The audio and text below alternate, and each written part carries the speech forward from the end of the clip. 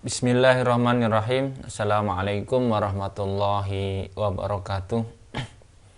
Alhamdulillahirabbil alamin wassalatu wassalamu ala sayyidina Muhammadin wa ala alihi wa ashabihi ajma'in amma ba'du.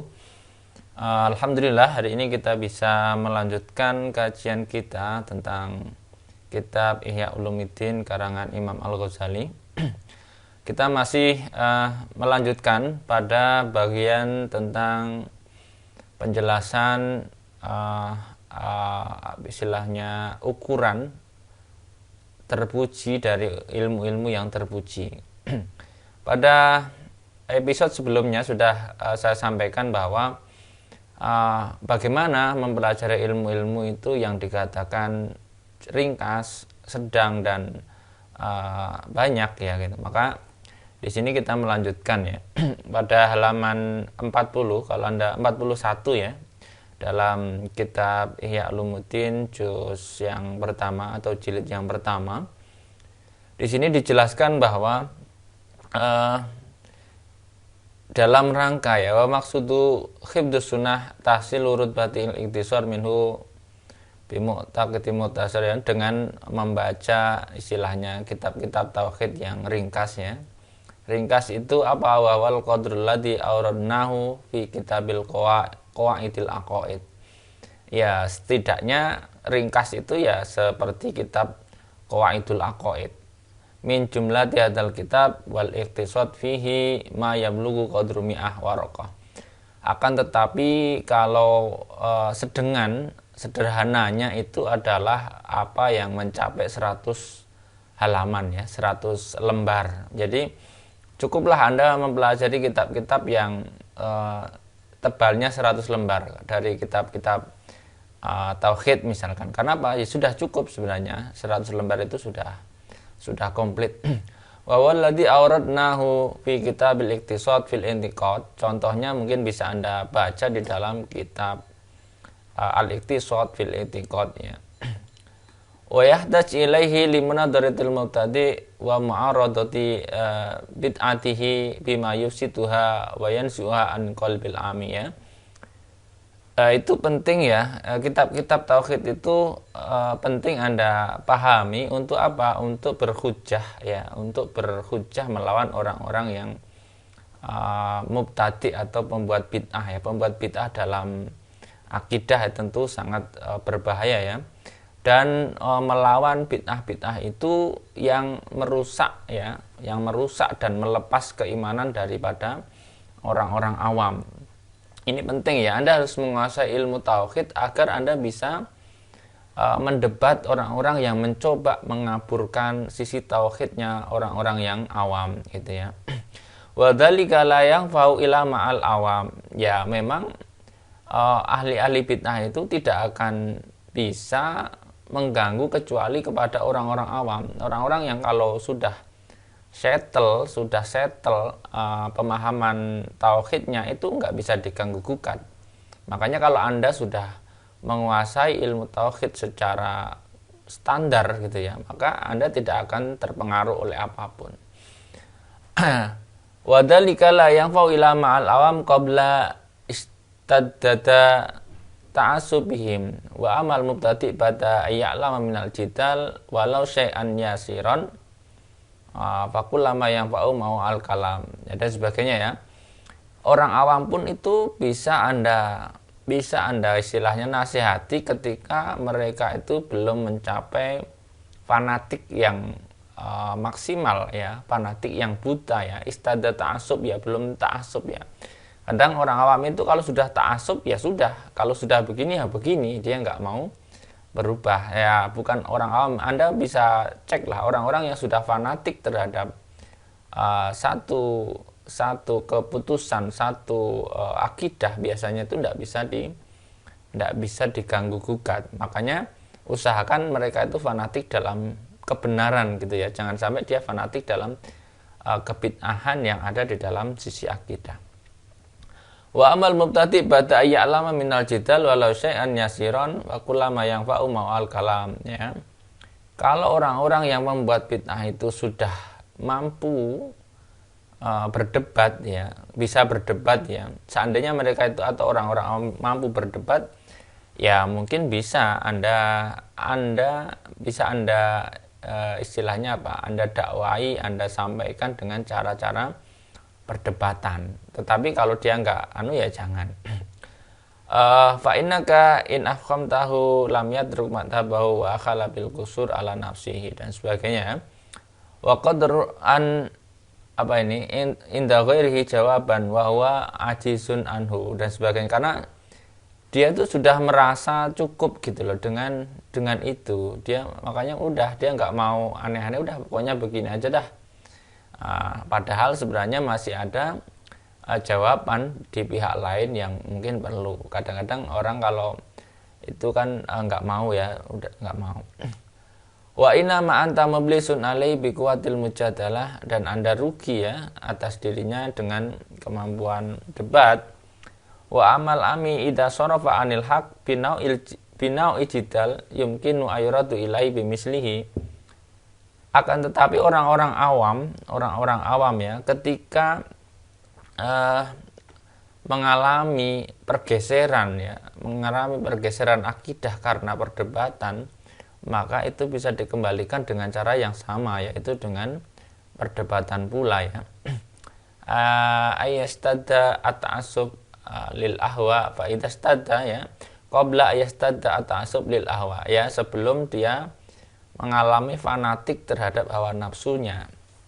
Fa idastada ta'assubum waqa'al yas ya, ketika mereka sudah fanatik terhadap hawa nafsunya ya, maka tentu sia-sia Anda debat kayak apa juga Anda akan tidak ada manfaatnya. Cara gampangnya begini ya, jadi kalau Anda lihat orang-orang yang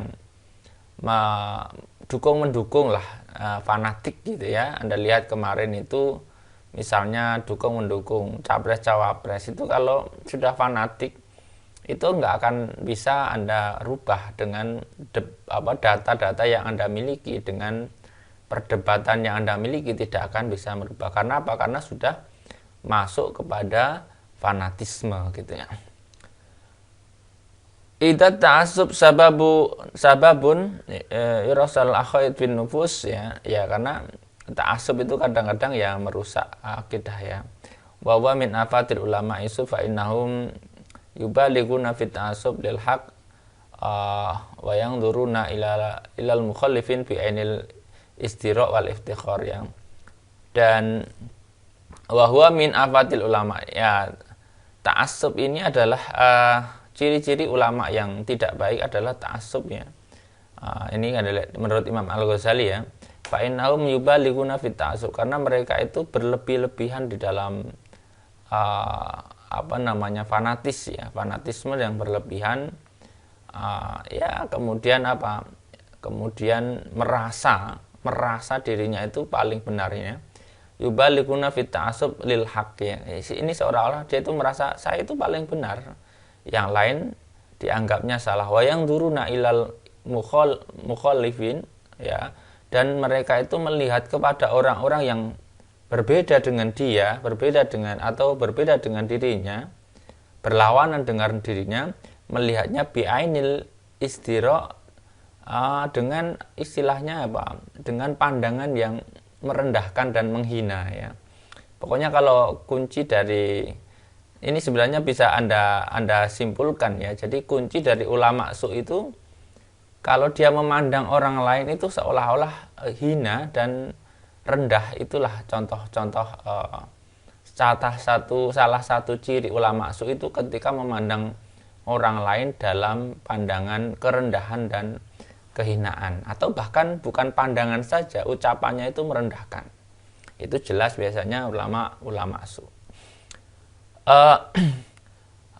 Fatamba'a fa'at minhum da'wah bil mukafa'ah wal muqabalah wal muamalah dan sebagainya ya, ala talabin nasratil batil wa yaqwa gharadhum bitamasuk bima nasabu ilaihi walau ja'u min janibil lutfi war rahmah wan nusbil khalwah la fi ma'radi ta'assub wa takhir la anjahu lanjahu fihi walakin lama kanal jahla yakumu ila bil istitba dan sebagainya ya.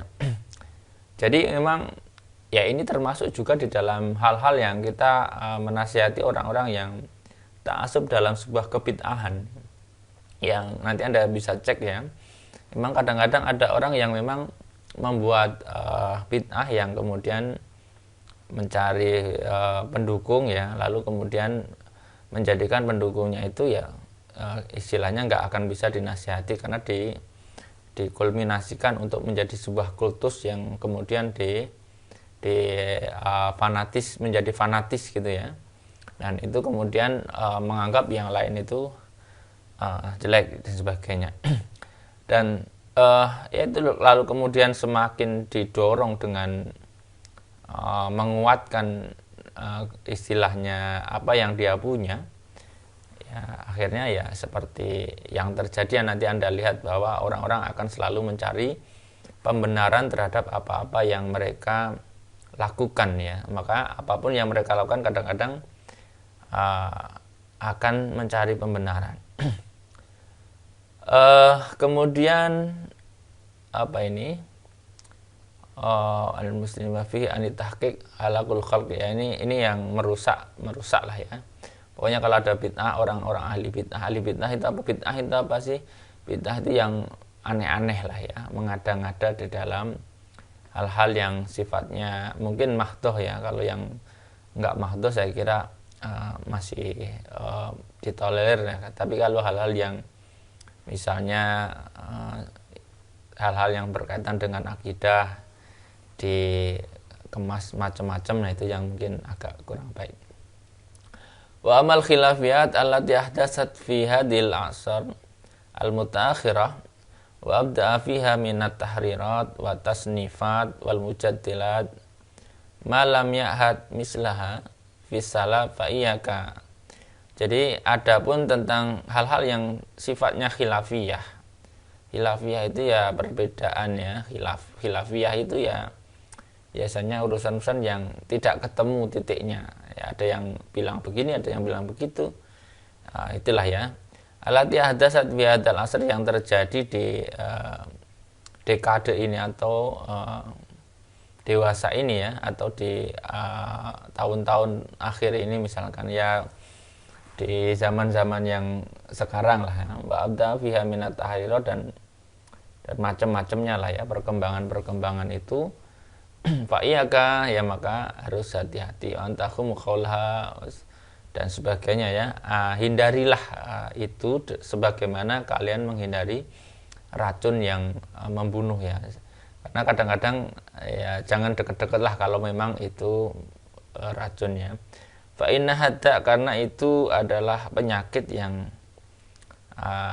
apa ya istilahnya, alladzi radal fuqaha kulum ila talabil al-manaqul mubah ya, yang menjadikan, nah ini menurut Imam Al-Ghazali ya, menjadikan ulama-ulama fikih itu bermegah-megahan dan bermewah-mewahan ya. Alama saya tika tafsilu ghawailiha, yang akan nanti saya jelaskan kata Imam Al-Ghazali perinciannya tentang itu. Wa afatiha, dan bahaya-bahayanya. Wa hadal kalam rubama yasau min qailihi ya, dan ucapan ini, kalam ini ya, rubama yasma, mereka dengar dari qailihi fayuqalu nas a'ta'u ma jahalu ya, mereka kemudian mengambil referensi dari ucapan orang-orang tentang bahwa a'ta'u ma fayuqal annas a'ta'u ma jahalu ya, manusia itu adalah musuh dari apa yang dia tidak tahu, atau manusia itu adalah musuh dari kebodohannya. Fala tadunnu dzalika fa'alal khabir saqatat faqbala hadhihi nasihah. Ya fala tadunnu dzalik, maka enggak usah Anda terlalu percaya gitu kasarannya ya dengan kata itu. Fa'alal khabir saqatat ya, faqbal hadhihi nasihah mimman dayal umur fihi zamanan, maka terimalah nasihat ini, kata Imam Al-Ghazali, maksudnya nasihat Imam Al-Ghazali, miman doya al-umr, yang sudah meluangkan waktu, meluangkan umurnya ya, fihi zamanan ya, beberapa waktu ya, wazada fihi alal awalin, dan menambahkan informasi-informasi dari ulama-ulama yang terdahulu ya, tasnifan wa tahqiqan wa jidalan wa bayanan summa alhamahu, dan ada ilham-ilham dari Allah, rasdahu ala aibi fahajaruhu wa wastaghala binafsi fala yagurna qaulu man yaqulu al-fatawa imadus syar'i wala ya'rif ilaluhu ila bi ilmil khalaf ya. Makanya sebenarnya hati-hati dengan fatwa-fatwa yang mungkin ya, yang baru-baru oleh ulama-ulama yang barangkali memang itu hanya trik untuk sesuatu ya. Maka Imam Ghazali meminta ya, orang-orang yang mau menerima nasihatnya itu, cobalah anda renungi apa yang disampaikan Imam Al-Ghazali di dalam Ihya ini, apa yang dia sudah lakukan dengan menghabiskan umur untuk mempelajari dan kemudian mengkomparasi dengan pendapatnya ulama-ulama sebelumnya tentang hal-hal yang orang barangkali menganggapnya itu baik, tetapi ternyata itu hanya kamuflase belaka, misalkan begitu ya. Kemudian fa inna ilal madhab madkurah fil madhab wa ziyada alaiha mujadalat dan sebagainya. Ini zaman Imam Ghazali yang tahun segitu saja itu sudah luar biasa ya, apalagi di zaman sekarang yang Anda tidak akan bisa membedakan mana itu ulama dan mana bukan ulama, karena sekarang itu orang sudah berpakaian yang sama, berperilaku yang sama gitu ya.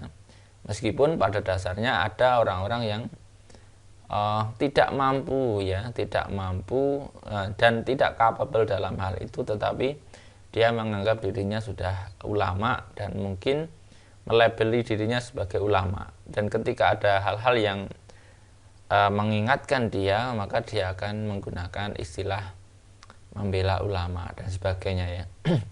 Ini tentu di dalam pembahasan ini Imam Al-Ghazali hanya mengingatkan ya, agar kita itu hati-hati kalau Anda di sini ya, hati-hati dengan dari godaan syayatinal insi ya. Wah taraza min syayatinal insi fa innahum arahu syayatinal jinni minat ta'am ya. Sebenarnya hati-hatilah dengan setan-setan manusia gitu ya. Sebenarnya memang kita ya fakun minah fakun minasyayatinal jinni fi aman wahtaras dan sebagainya. Makanya jadilah kalian itu mengamankan diri dari setan-setan yang sifatnya jin, dan juga Anda harus waspada terhadap setan-setan yang sifatnya manusia ya. Karena sayatinal insi wal jin fa innahum arahu sayatinal jin, karena setan-setan manusia itu akan menjadikan setan-setan jin itu beristirahat dalam menggoda ya, bil aghwa wal idlal bil jumlah dan sebagainya, karena sudah diwakili oleh setan manusia. Jadi itulah ya yang kemudian akan menjadikan orang-orang itu mengalami kerugian, karena mungkin dia nggak tergoda oleh bisikan setan, tetapi dia tergoda oleh cara berpikir atau metode-metode yang digunakan oleh orang-orang yang berkarakter sayatinal ins ya gitu ya. Kemudian ini juga kemudian menyampaikan ya, kalau Anda lihat madalla qaumun ba'da huda kanu alaihi ila utul jidal ya. Pokoknya memang hindarilah ya. Ada ini kalau Anda lihat ini faqad ra'a ba'du suyukh ba'dul ulama fil manam. Ada satu hal yang terjadi, ulama mungkin bermimpi tentang syekh-syekhnya yang sudah meninggal. Di dalam tidurnya dia bermimpi, faqala lahu ma khabaratil kal ulum, lalu kemudian orang ini menanyakan kepada syekhnya itu, yang karena dulu syekhnya itu ahli debat barangkali ya. Lalu bagaimana ilmu yang dulu itu, allati kunta tujadil fiha wa tanadhar alaiha sato yadahu wa nafakha fihi, dia kemudian begini ya, istilahnya apa, ya nggak ada manfaatnya lah. Kalau Anda lihat orang Arab itu kalau kodenya begini itu biasanya dia mengatakan itu nggak ada nilainya gitu ya, nggak ada artinya ya. Wa qala tahat kullaha haba ya, mereka terbang kayak debu ya, haba amansuro wa mantafat ila biraqataini hasolata li fi jawfil lail dan sebagainya. Jadi kadang-kadang orang itu kalau habis berdebat soal dalil misalkan, itu kan kadang itu ada rasa bangga gitu ya, tetapi kebanggaan itu sebenarnya nggak ada artinya kalau dia itu nggak melakukan hal-hal yang ada gitu loh. Misalkan Anda, contoh lagi nih, contoh Anda itu suka berdebat bagaimana hukumnya sholat misalnya sholat mutlak misalnya ya, lalu Anda keluarkan semua dalilnya lalu Anda menang, itu kan seolah-olah udah kayak pahalanya gede, padahal kemenangan itu nggak ada artinya kalau Anda nggak melakukan sholat itu gitu loh. Artinya gitu. Jadi kadang-kadang itu dengan perdebatan itu kita dibuat lupa untuk melakukan. Madalla qaumun ba'da hudakanu alaihi ila utul jidal, ya itulah kasarannya.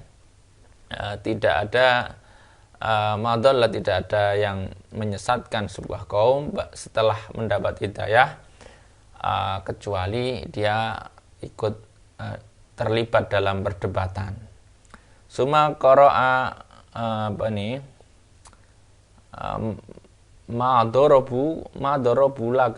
ma darabu la ila jadala balum qaumun khasimun. Ini dalam ayat Quran ya.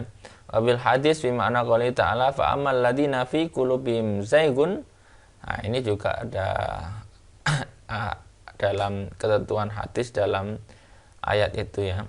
Hum ahlul jidal alladzina anahum dan sebagainya. Ini kalau Anda lihat ya. Lalu kemudian ada perintah Allah apa, fahdarhum. Pokoknya kalau Anda sering ketemu orang-orang yang jago debat, hindari saja. Jadi daripada Anda nanti kemudian terseret kepada pusaran bahaya. Wa qala ba'du salaf yakunu fi akhir zaman qaumun yaqluqu alaihim babal amal wa yaftah lahum babal jidal wa fi ba'dil akhbar innakum fi zamanin alhamtum fihi al amal wa sayati qaumun yalhamuna al jidal. Jadi menurut sebagian ulama salaf mengatakan bahwa di akhir zaman nanti banyak orang-orang, banyak kaum yang menutup pintu-pintu amal dan membuka pintu-pintu jidal. Jadi orang itu banyak berdebat tapi nggak banyak beramal gitu ya. Misalkan contohnya perdebatan tentang sedekah misalkan. Anda misalkan bagaimana sedekah, misalkan mesti ada perdebatan sedekah misalkan. Tetapi debat doang, dia nggak melakukan gitu loh ya, nggak mengamalkan, itu percuma. Dan di akhir zaman memang nanti banyak orang itu berdebat tapi nggak beramal gitu ya, ribut misalkan ya. Ya contoh ya, mungkin yang tren itu ya ribut, ini bid'ah misalkan. Tetapi ya mungkin tetap aja cuman ribut-ribut gitu doang, tapi nggak merubah mengamalkan yang lain-lain. Innakum fi zamanin alhamtum fihi al amal. Ya ini menurut riwayat yang lain, kalian di zaman yang Allah memberi ilham kepada kalian untuk beramal. Wasayati qaumun yalhamuna al-jidal, dan akan datang pada suatu masa itu orang yang idenya itu hanya berdebat saja. Wabil khabaril masyhur abghadul khalqi ilallah ta'ala aladul khisam, ya. Seburuk-buruknya makhluk bagi Allah adalah orang-orang yang banyak debat, ya, debat yang tidak ada manfaatnya. Wabil khabar ma'utiya qaumun al-mantiq ila mana'u al-amal. Ya pokoknya kurangi banyak debat tapi nggak ada amalnya, itu harus dikurangi. Lebih baik apa? Lebih baik Anda beramal meskipun mungkin tidak gede, tapi Anda itu beramal daripada Anda omongnya gede tapi nggak ada actionnya, itu percuma. Mending Anda action, nggak usah banyak ini itu, dan lakukanlah apa yang bisa menyelamatkan Anda di akhirat nanti. Ini adalah bagian dari bab yang masih tentang tadi ya, tentang ukuran ilmu yang terpuji atau kadar terpuji dari ilmu yang terpuji. Baik, saya kira demikian untuk pada pembahasan ini. Nanti kita sambung dengan bab yang selanjutnya, yaitu bab yang keempat, tentang sebab-sebab diterimanya makhluk ya ala ilmil khalaf wa tafsil afadil munadharah wal jidal wa surutu ibahatiha ya. Lalu kemudian perincian tentang bahaya-bahaya dari perdebatan, pertengkaran ya, atau adu argumen, dan syarat-syaratnya diperbolehkan. Jadi tetap bukan berarti debat itu nggak boleh, tetap bukan berarti jidal nggak boleh, sama sekali tidak. Tetapi nanti ada syarat-syarat yang tertentu, tetapi jangan kebanyakan berdebat tetapi tidak beramal. Barangkali demikian, semoga Anda mendapatkan sedikit pemahaman. Nanti kalau kurang melegakan, Anda bisa baca lagi. Bisa jadi apa yang saya sampaikan itu ada kurang-kurangnya. Itu memang ya, itulah bagian dari saya juga belajar, sama-sama mempelajari apa yang disampaikan Imam Al-Ghazali. Semoga saya dan juga para pemirsa sekalian ini mendapatkan ilham untuk beramal, dan ini juga bagian saya untuk biar nggak banyak alasan, tetapi saya baca supaya saya dapat informasi yang barangkali bisa dibagi sama rekan-rekan yang berkenan mendengarkan atau menyimak kajian ini. Terima kasih, kurang lebihnya mohon maaf. Hadanallahu wa iyyakum wal afu minkum, Allahul muwaffiq ila aqwamit thoriq. Wassalamualaikum warahmatullahi wabarakatuh.